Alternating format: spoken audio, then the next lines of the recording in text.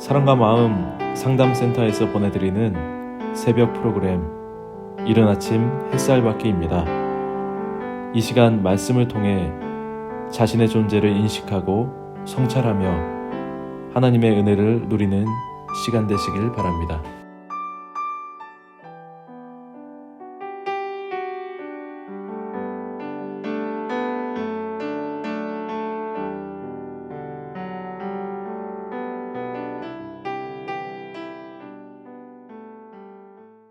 이른 아침 햇살 받기 시간입니다. 어제 저는 여러분들에게 솔로몬의 그 엄청난 권력과 부귀영화, 세상의 그 어느 왕보다도 큰 왕의 재성과 지혜, 하나님께서 어마어마한 영광을 주셨습니다. 세상 사람들은 하나님께서 솔로몬의 마음에 주신 지혜를 들으며 솔로몬을 보기를 원했습니다. 솔로몬이 잘나서 보기를 원한 것이 아니라 솔로몬의 마음에 주신 그 지혜 때문에 솔로몬을 보고 싶었던 것입니다. 하나님의 사람들은 하나님의 사람 그 자체가 잘나서 멋있어서 보고 싶은 것이 아니라 하나님의 사람의 마음에 하나님께 주신 그 지혜, 여호와를 경외하는 것이 지혜의 근본이라고 한 그 말, 솔로몬 자신이 한 말, 결국 하나님께서 하나님의 선택한 그 사람의 마음에 주신 지혜는 하나님을 경외하는 것에 대한 이야기입니다. 우리가 참 하나님 여호와를 경외할 수 있는 것은, 제대로 섬길 수 있는 것은 예수 그리스도의 십자가의 대속의 은총으로 말미암아 양심의 악을 깨닫고 그 양심으로, 예수의 피 뿌려진 양심, 온전케 된 양심으로 하나님을 섬기는 것입니다. 이것이 올바른 지혜인 것입니다. 솔로몬은 어떤 사람이 되었을까요? 하나님의 지혜를 받았다고 한다면 자기가 한 말처럼 모든 지킬 만한 것 중에 더욱 네 마음을 지키라, 생명의 근원이 이에서 남이니라. 결국 뭐냐면 솔로몬의 마음에 하나님께서 이걸 주신 거예요. 생명의 근원이 사람의 마음이란 얘기를 깨닫게 했어요. 말은 할 줄 알고 남은 가르칠 줄 알았는데 자기 자신은 그렇지 않았나 봅니다. 누가요? 솔로몬이요. 솔로몬은 말했습니다. 모든 만물이 피곤하다는 것을 사람이 말로 다 말할 수는 없나니 눈은 보아도 족함이 없고 귀는 들어도 가득 차지 아니하도다. 인간의 탐심은 끝이 없는 모양입니다. 오늘은 열왕기상 11장을 살펴보려고 합니다. 솔로몬 왕이 바로의 딸 외에 이방의 많은 여인을 사랑하였으니 곧 모압과 암몬과 에돔과 시돈과 헷 여인이라. 바로의 딸은 진짜 자기 자신의 권력의 상징이기도 하겠죠. 애굽의 공주가 다른 나라에 주어진 일은 역사적으로 볼 때 극히 드물었다고 합니다. 그럼에도 불구하고 바로 왕이 자기의 딸을 솔로몬에게 줬다는 얘기는 솔로몬의 주의가 어느 정도였는지를 증명할 수 있는 것입니다. 그래서 솔로몬의 모든 아내들 중에서 바로의 딸은 정실에 속했었습니다. 그래서 별도의 별궁을 지키기도 했습니다. 그렇지만은 지금 바로의 딸은 어쩌면은 솔로몬을 하나님으로부터 떠나가게 하는 데에 결정적인 역할을 한 여인이었는지 아내였는지 모릅니다.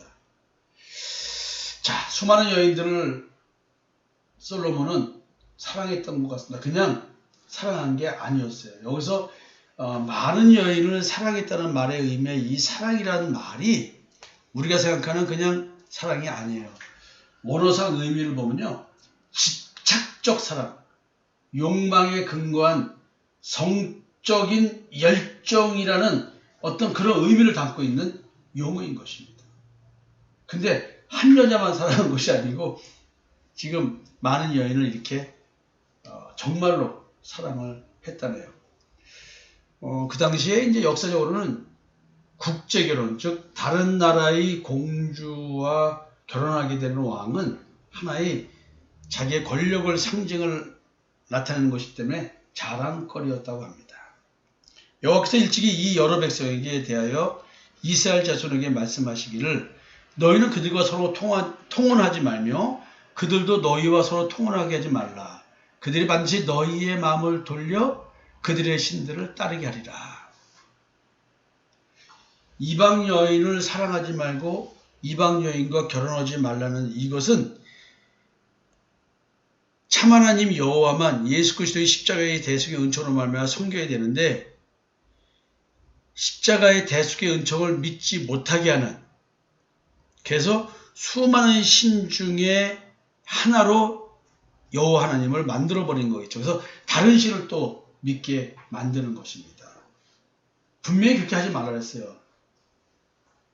결혼이라고 하는 것은 깊은 유대관계를 맺는 것이기 때문에 내가 이방 여인을 사랑해서 결혼한다는 얘기는 그 여인의 성장한 문화, 풍습, 종교 이런 것들도 받아들인다는 전제가 되어 있을 수도 있고요. 그 여인이 룻처럼 예수 그리스도의 십자가의 대속의 은총을 믿고 참 하나님 여호와를 자기 하나님으로 섬기려고 하는 그 여인이 되지 않는다고 한다면 분명히 이것은 자폰이 돼서 반드시 이방인들이 섬기는, 이방 여인이 섬기는 우상을 섬기게 한다는 것이었습니다. 근데 솔로몬은 지금 이 이방 여인들에게 강렬한 감정적 애착 상태를 보이고 있다고 성경은 원어적 의미를 통해서 이렇게 의미를 전달하고 있습니다. 솔로몬이 잠언을 쓰고 전도서를 썼습니다. 솔로몬의 지혜로운 통찰력과 분별력조차도, 마음에 두신 하나님의 지혜조차도 여자 때문에 흐트러졌습니다. 그것도 뜨겁게 사랑하는 여인들이 여럿이 있었기 때문에 아마 이런 일이 있었나 보죠. 성경은 말합니다. 왕은 후궁이 700명이요 첩이 300명이라. 그의 여인들이 왕의 마음을 돌아서게 하였더라. 여자 때문에 하나님을 마음 아프게 한, 괴롭게 한, 마음 쓰게 한, 하나님의 질투를 유발하는, 그래서 재앙을 자초하는 일을 지금 이방 여인들 때문에 그렇게 했다는 것이죠. 이 정도 왕이 됐으면 모든 여인들을 보고 그들의 신을 섬기는 것이 아니라 참 하나님 여호와를 믿어야 된다고 불러들여서 열심히 바울과 바나바가 안디옥에서 예수가 그리스도라는 것을 가르친 것처럼 가르쳤어야죠. 근데 왜 그렇게 안 하고 여자들이 원하는 대로 그 이방신을 섬기게 했을까요? 이렇게 1000여 명이나 되는 처첩들의 숫자들, 솔로몬은 끊임없이 호색가라는 그것만이 아니라 여자들의 숫자를 통해서 부와 자기의 권세를 과시하는 것이었죠. 우리는 그런 걸로 나 자신을 과시하는 것이 아니라 하나님 믿는 믿음으로 나를 과시해야 되는데 우리는 왜 세상적인 것 가지고 이렇게 하나님의 지혜를 가진 자가 이럴까요? 안목의 정욕, 정치 외교적 목적, 부와 권세의 과시, 어쩌면 이런 것들이 복합적으로 있어서 이런 표현이 성경에 나오기 시작했던 모양입니다. 아가서 6장 8절에서는 왕후가 60이요 첩이 80이라고 되어 있는 거 보니까 시간이 흘러가면서 솔로몬은 자기를 과시하기 위해서 수많은 여자들을 자기 첩으로 삼았던 것 같습니다. 말, 보화, 처첩 이런 것들이 자기를 드러내는 거였어요. 여러분 우리가 솔로몬을 보면서 우리가 깨달아야 됩니다. 우리는 오직 예수 그리스도만이 나의 보배이어야 됩니다. 세상 것으로 육신적 감각으로 남한테 나를 과시하는 걸로 가게 되면 반드시 하나님을 저버리는 일이 되는 것 같습니다. 이게 참 왕비들이 처첩들이 왕의 마음을 돌이켰더라. 그 여인들이 왕의 마음을 돌이켰더라. 결국 이 여인들은 자기 민족의 신, 그 다른 신, 거짓 신, 우상을 섬길 수 있는 그런 장소를 제공받았겠죠. 그리고 거기서 그렇게 했고 또 다른 사람들에게도 오염시켰을 것입니다. 종교적 혼합주의를 솔로몬이 지금 조장하고 있는 것입니다. 이방 국가들의 호의를 얻어 동맹을 더욱 공고히 하는 데는 성공했을지 모르지만 이방의 우상 숭배를 하나님께서 거듭거듭 다른 신 섬기지 말라고 경고하고 있는데 어찌된 연유인지 솔로몬은 남한테 말은 할 줄 알지만 자기 자신은 말씀을 순종하지 못했던 모양입니다. 4절에서요 이런 말을 해요. 솔로몬의 나이가 많을 때에 그의 여인들이 그의 마음을 돌려 다른 신을 따르게 하였으므로 왕의 마음이 그의 아버지 다윗의 마음과 같지 아니하여 그의 하나님 여호와 앞에 온전하지 못하였으니. 자, 하나님 앞에 온전함이라고 하는 것은 다른 신을 따르지 않는 것, 그거 하나입니다. 내 마음의 탐심, 그 우상을 따르지 않는 그 자체, 십자가에 나의 옛사람을 못 받고 육체와 함께 정과 역식을 못 받아 죽이는 것, 이것이 하나님 앞에 온전함이지 나의 연약한 육체가 만들어내는 거룩과 경건이 온전함이 아니란 것이죠. 아마 열왕기를 쓰신 저자는 원인을 솔로몬이 나이 먹어서 아마 그런 그 우상을 섬기는 여인들의 이야기를 이겨낼 수 있는 힘이 없었나?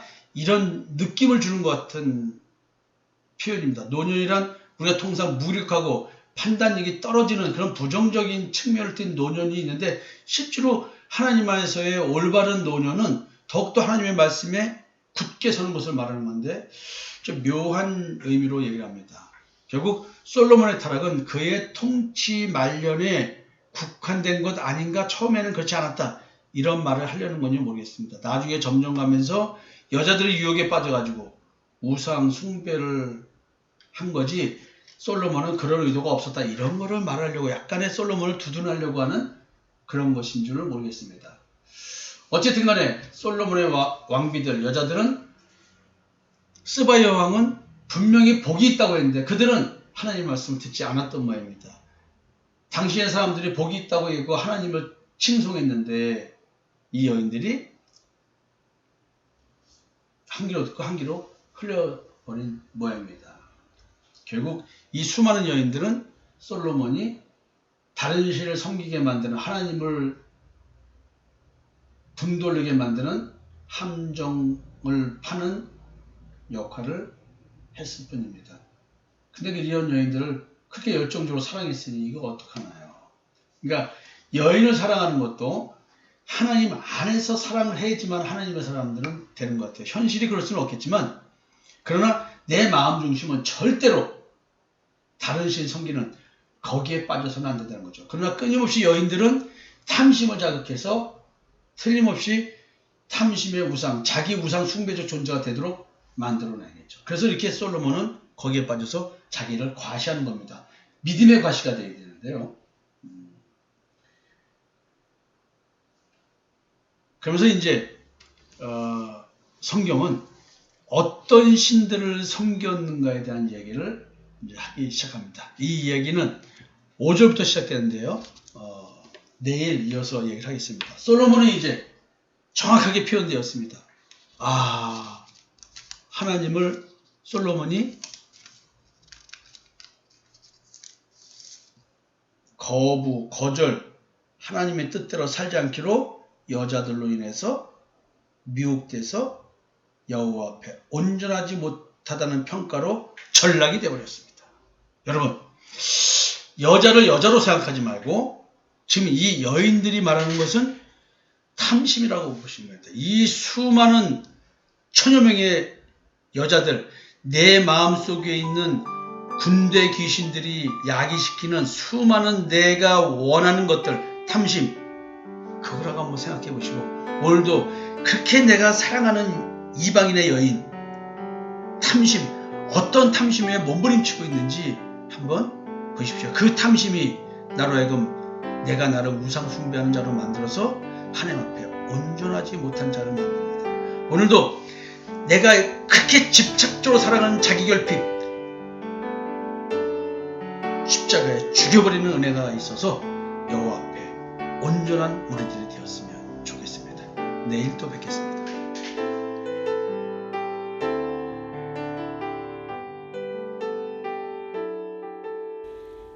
지금까지 사랑과 마음 상담센터에서 보내드린 새벽 프로그램 이른 아침 햇살받기였습니다. 오늘도 마음을 치료하시는 하나님의 사랑을 느끼며 믿음 안에서 마음의 쉼을 누리는 하루를 보내시길 바랍니다.